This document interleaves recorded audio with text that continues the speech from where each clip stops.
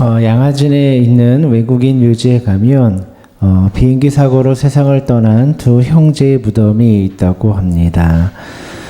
두 형제는 항공기 사고로 세상을 떠나게 되었습니다. 당시 나이가 형은 16살이었고 동생은 14살이었다고 합니다. 두 아들을 잃은 아버지는 비석에다가 다음과 같은 비문을 새겨 놓았습니다. 일본 항공기 추락사고로 인류 발전사에 공헌할 수 있었던 너희들이었는데 아깝다, 억울하다, 명복을 빈다, 아빠가. 아들을 잃은 아버지 안타까운 마음이 그대로 느껴지는 비문입니다. 그런데 건너편엔 또 다른 하나의 무덤이 있다고 합니다. 12살의 나이로 세상을 떠난 한 소년의 무덤이었습니다. 이 무덤에도 아버지는 비문을 새겨 놓았는데요. 이렇게 써 놓았다고 합니다. 내 아들의 기쁨의 삶은 주님과 더불어 계속되고 있습니다. 자녀를 잃어버린 아버지의 슬픔은 누구나 똑같을 것입니다. 그러나 그 비석에 새겨놓은 비문의 내용은 전혀 다른 내용이었습니다.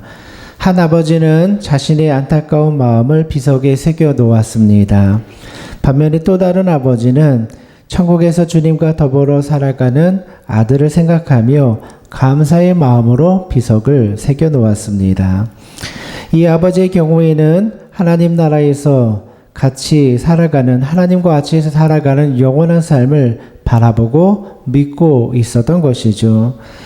우리가 이 땅을 살아가면서 예수님을 믿는 이유는 죽음 이후에 하나님 나라, 즉 천국이 있다는 것을 믿기 때문입니다.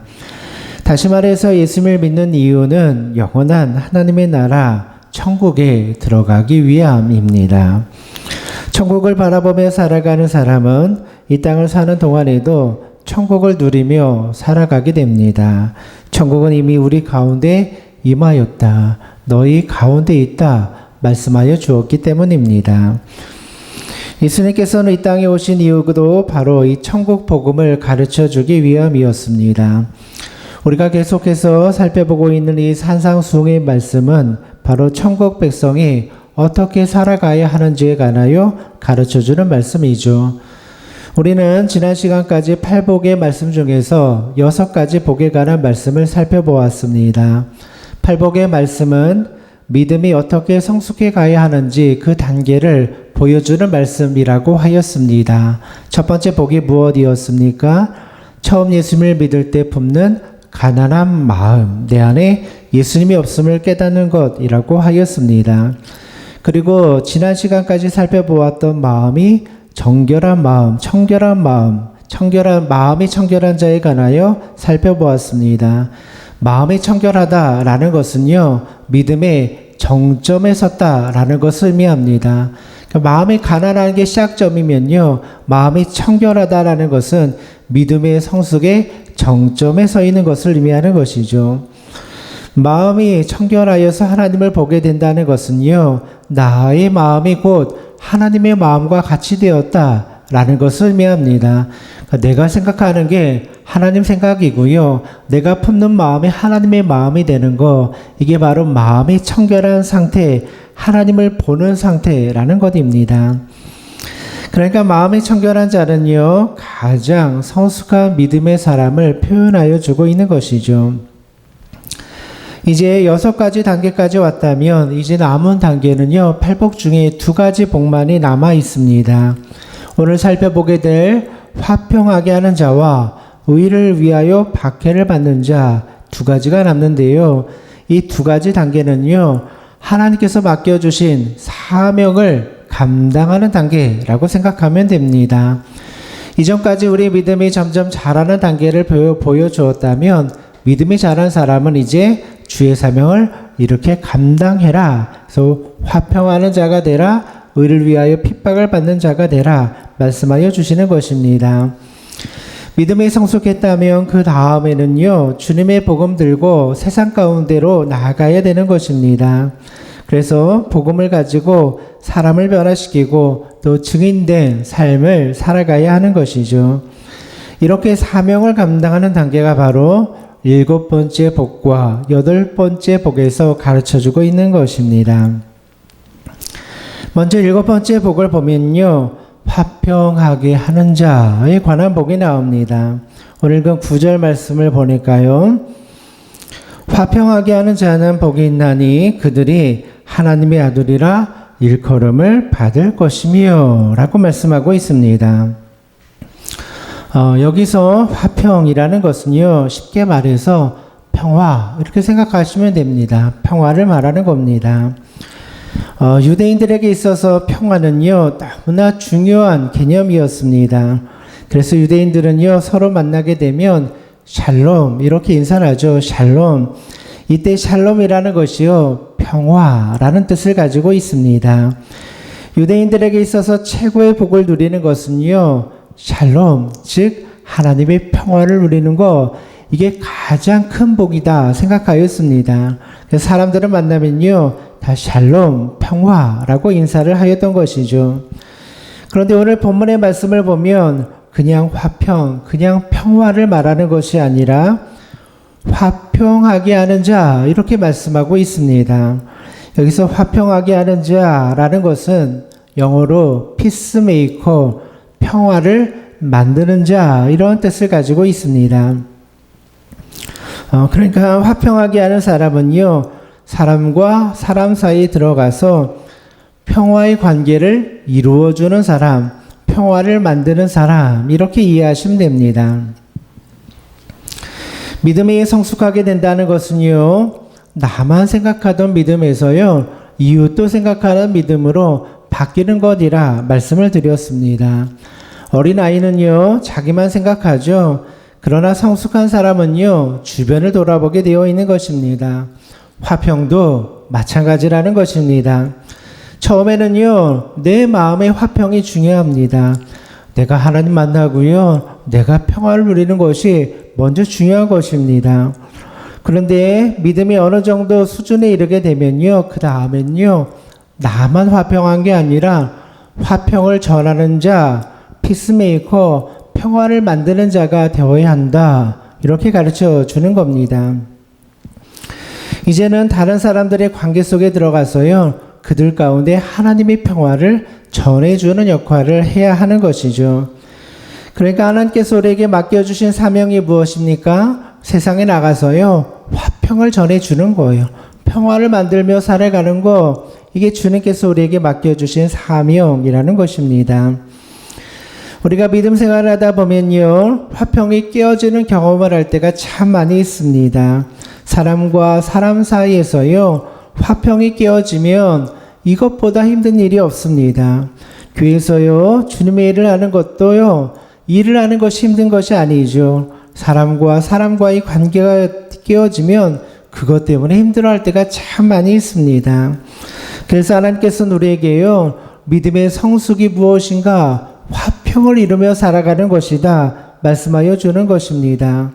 우리는요, 관계가 깨어진 곳에 들어가서요, 그 관계를 연결해주고 평화를 이루며 살아가는 거, 이게 바로 성숙한 믿음의 모습이라는 겁니다. 상처받은 사람이 있으면요, 그들을 위해서 기도해주고 어루만져주고 싸매주고 안아주고 위로해주고 그들의 마음속에 평화가 회복되게 만들어주는 거, 이게 주의 사명이라는 겁니다. 믿음 생활하다가요, 여러분들 누군가 관계가 깨어진 사람들이 있으면 그들 위해서 기도하는 거예요. 어루만져 주시는 하나님의 위로, 어루만져 주시는 하나님의 사랑을 위해서 기도해야 되는 겁니다. 그런데 여기서 한 가지 주의해야 될 것이 있습니다. 오늘 본문의 말씀을 보니까요, 화평하게 하는 자 이렇게 말씀하여 주니까요, 우리가 화평하게 하는 자에 대해서 오해할 때가 참 많이 있습니다.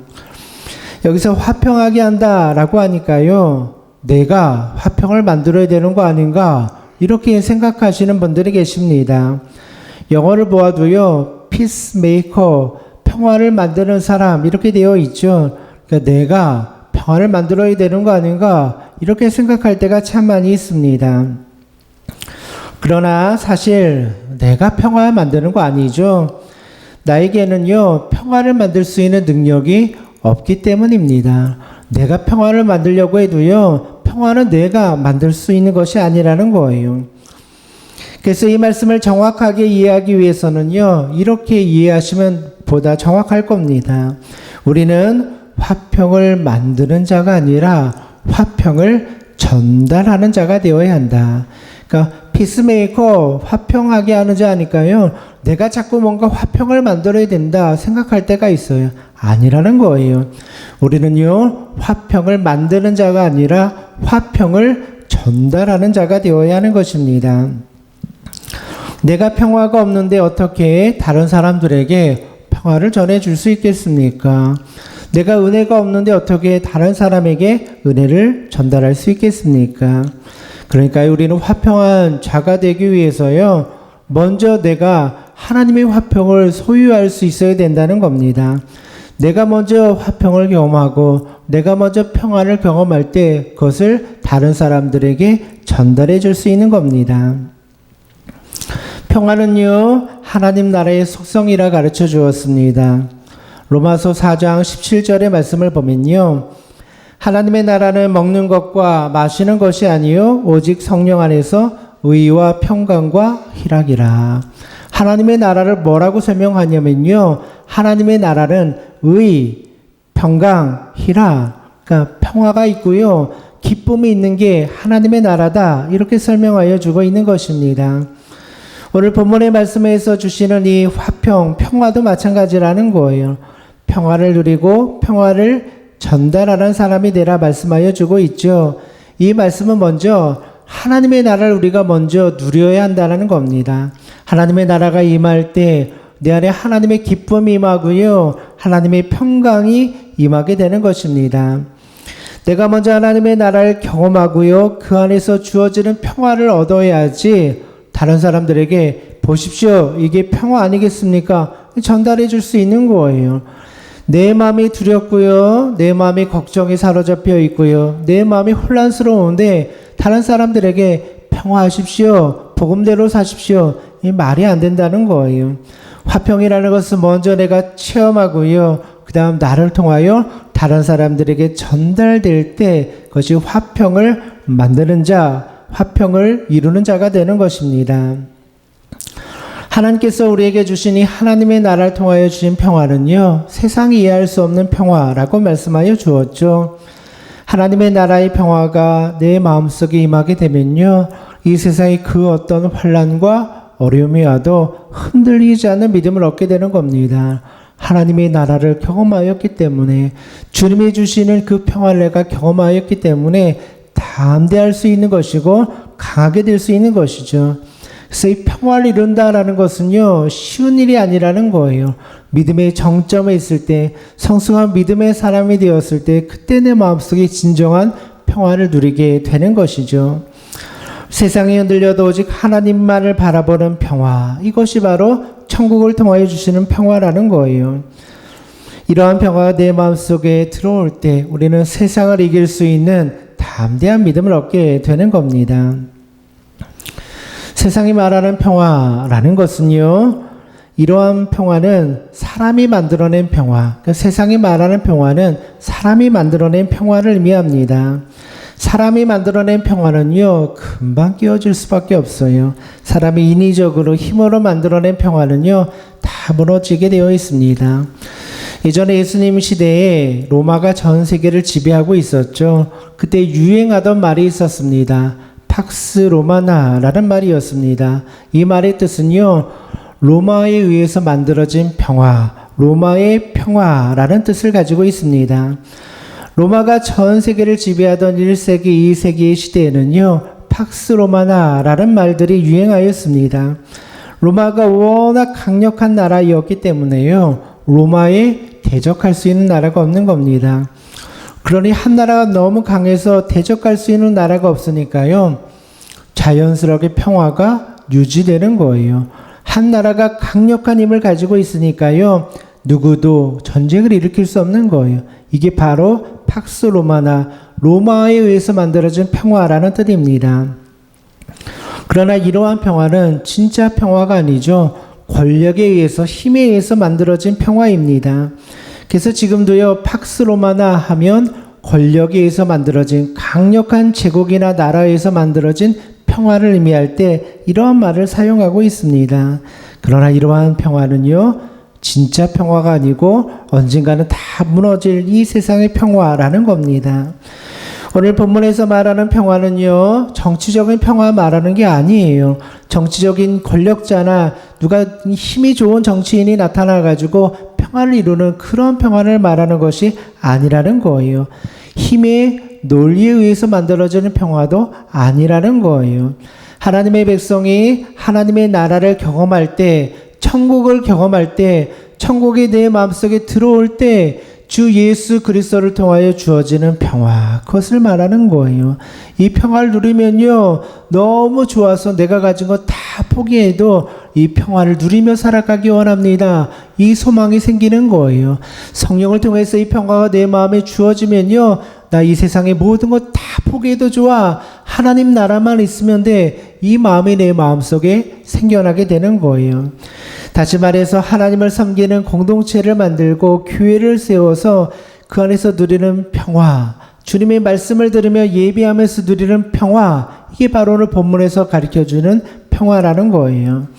그러므로 우리는 이 평화를 누리기 위해서 먼저 하나님 앞에 나아가야 되는 거예요. 평화는요, 세상이 주는 거 아니라는 거예요. 세상 힘이 주는 거 아니라는 거예요.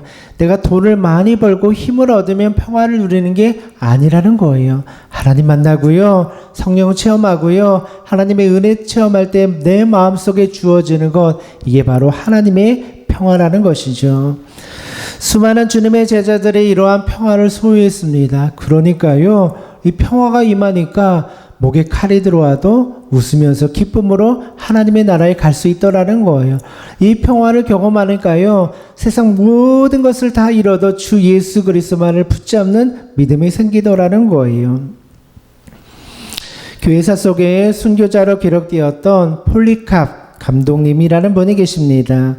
이분은 서머나의 감독이었는데요, 서머나에는 10여일간 아주 극심한 박해가 있었습니다. 원형 경기장 안에는 수많은 그리스도인들이 사자의 먹이가 되어서 죽는 그러한 비참한 사건이 있었습니다.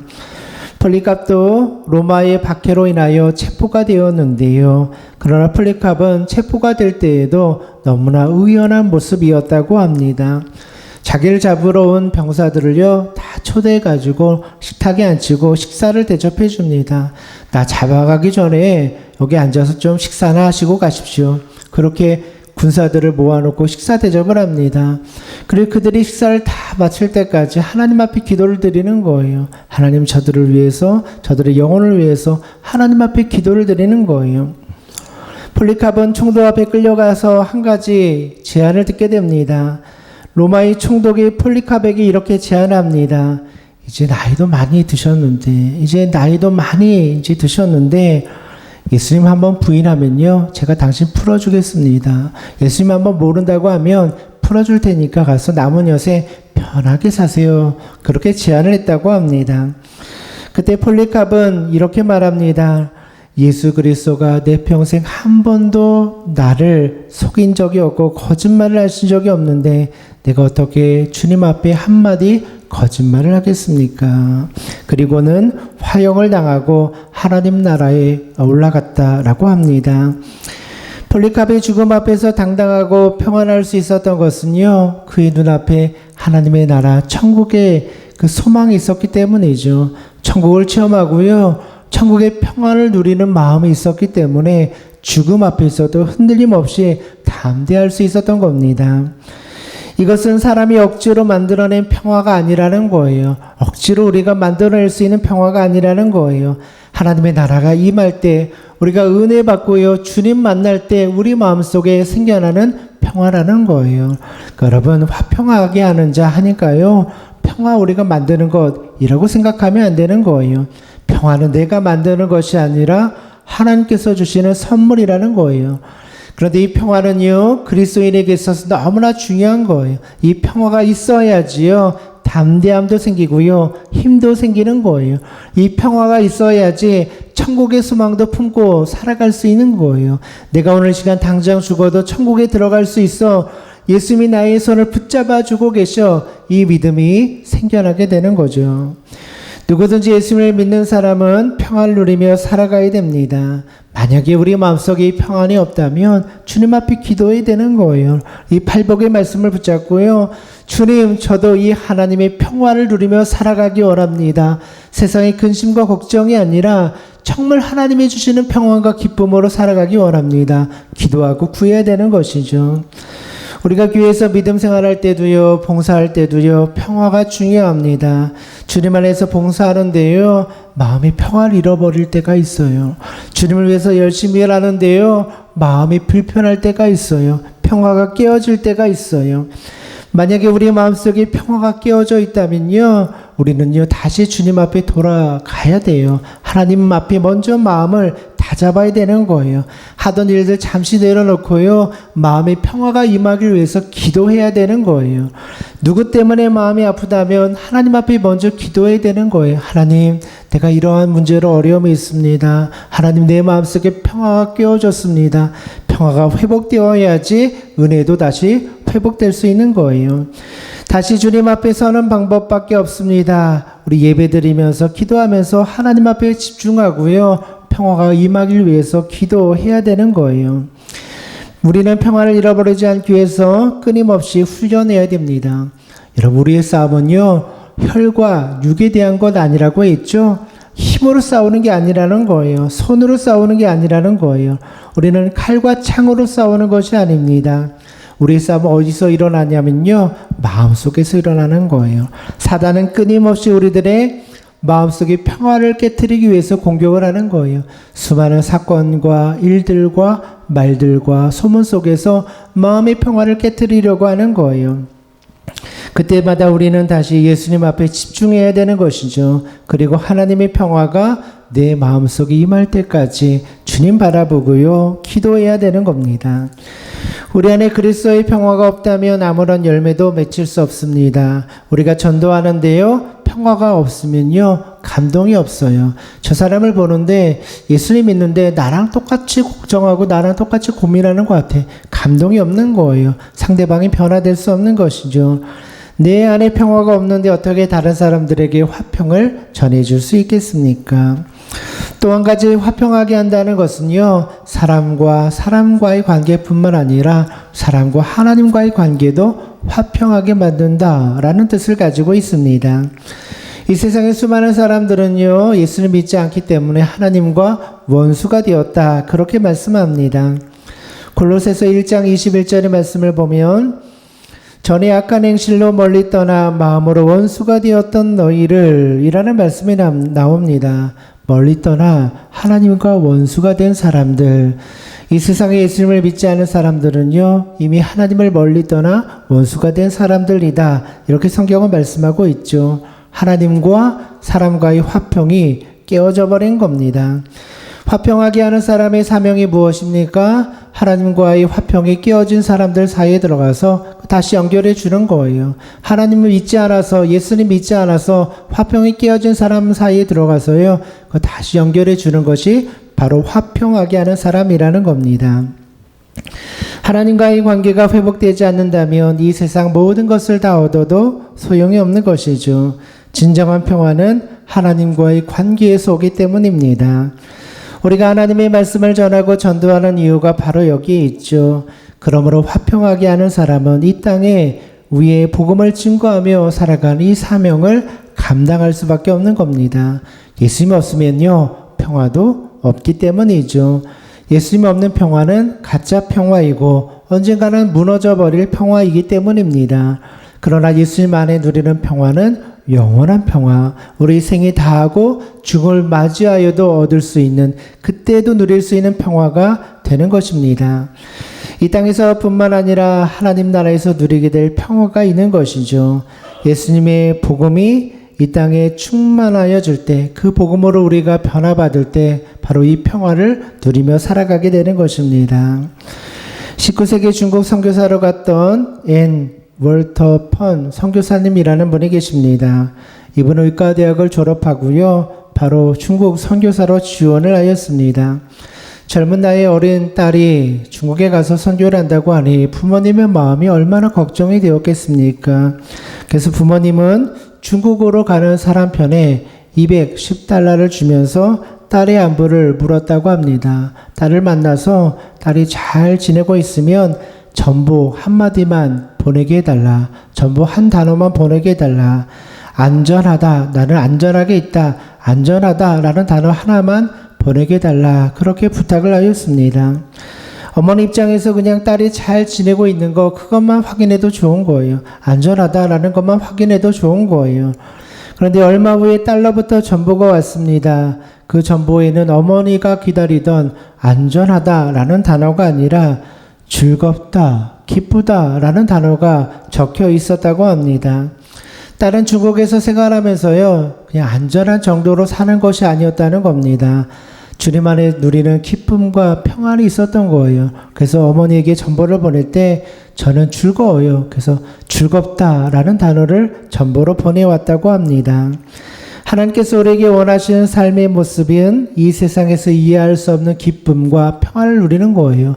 어떠한 상황 속에 있든지 어떠한 고민 속에 있든지 하나님 말씀 붙잡고 예배하면서요, 마음이 회복되고요, 마음이 평안을 누리고 기쁨을 누리며 살아가는 거, 이게 바로 주님께서 우리에게 원하시는 삶의 모습이라는 겁니다. 어떻게 보면 하나님께서 주신 평안, 이 세상에서 그 어떤 선물보다 가장 큰 선물이죠. 평안의 마음을 선물로 받는다는 것은요, 이루 말할 수 없는 기쁨과 큰 은혜라는 겁니다. 이 세상을 살아가면서 평안을 잃어버리며 살아가는 사람들 얼마나 많이 있습니까? 직장 생활을 하고요, 또 돈도 많이 버는데요, 마음의 평안을 잃어버리고 걱정과 우울증 속에 살아가는 자들이 얼마나 많이 있습니까? 우리 이제 예수님을 믿고 그리스도인이 되었습니다. 그리고 믿음이 자라면서 성숙한 성도가 되었습니다. 팔복의 말씀 성숙을 가르쳐 주는 거죠. 성숙하였으면 이제 사명을 감당해야 되는 겁니다. 나가서 그리스도의 평화를 세상 가운데 증거하며 살아가야 되는 것이죠. 평화가 깨어져서 아파하는 자들에게 그리스도의 복음과 말씀으로 위로하여 줄 수 있는 그 정도의 이 단계에 올라서야 한다는 겁니다. 이것이 바로 교회가 감당해야 될 사명이라는 것이죠. 이 사명을 감당하기 위해서는 먼저 내 안에 평안이 넘쳐나고 평안을 체험하고, 그죠? 평안을 누리며 살아갈 수 있는 믿음이 있어야 되는 겁니다. 사랑하는 성도 여러분, 화평하게 하는 자는 복이 있다 말씀하여 주고 있습니다.